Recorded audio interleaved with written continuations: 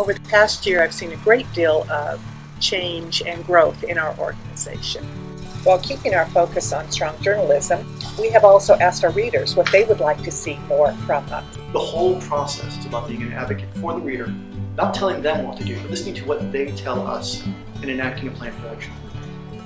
We've adopted a digital-first philosophy and developed new ways to reach readers. It involves finding out what people are saying on social media in regards to the news.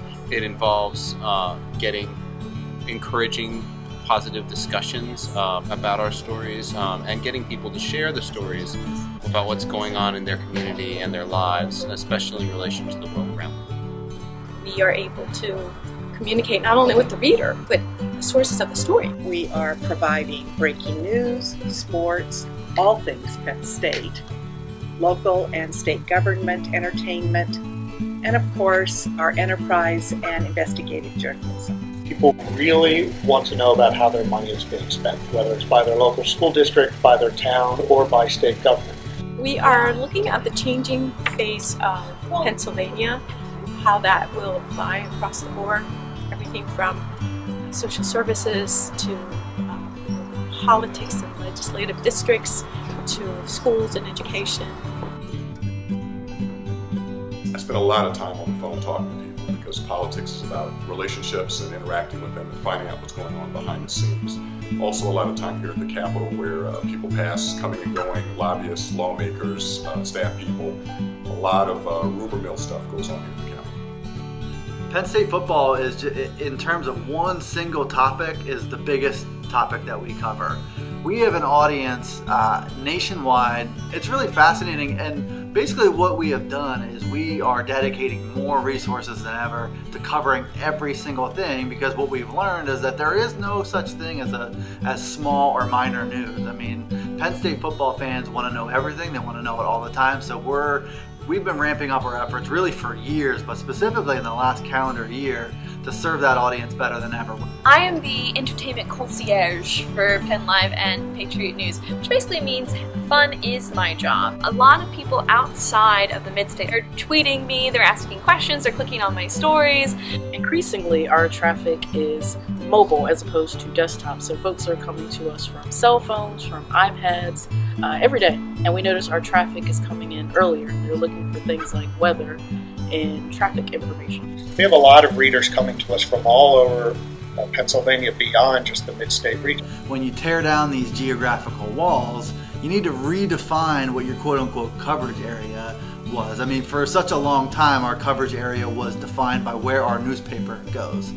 But as we all know, our footprint can be much larger online. We have visitors coming in as far as the UK, the Middle East. We have people from all over the country and the world coming to our site 24 hours a day, 7 days a week, 365 days of a year. Our job is to take the news as it comes in from the curators who take it from Penn Live. Our job is to lay out the pages, give the stories their final edit, write the headlines.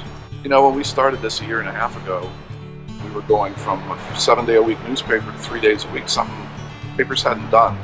But I'll tell you, we have a resilient staff who for years have been always willing to push the envelope, always willing to try something new, always willing to step up to meet a challenge, and they have really done a good job with this. We're more results-oriented.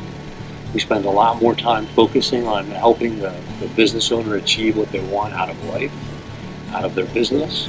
And we spend a great deal of time making sure that everything we do is based on research and that we can document how we've helped that person grow. If you take a walk through our office, you'll see tons of activity here.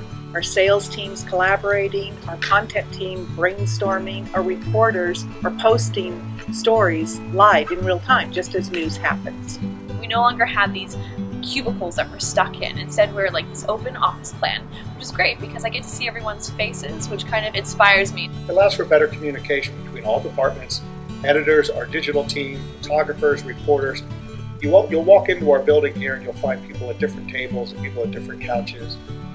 talking to each other, planning out events and what we're going to cover. It's also really fun for floating ideas too, and I'll often ask people, like, do you think this would be a good idea? I'm part of a sort of a growing process that we're going through to better serve the reader. The reader consumes information so much differently today than they did 5, 10 years ago.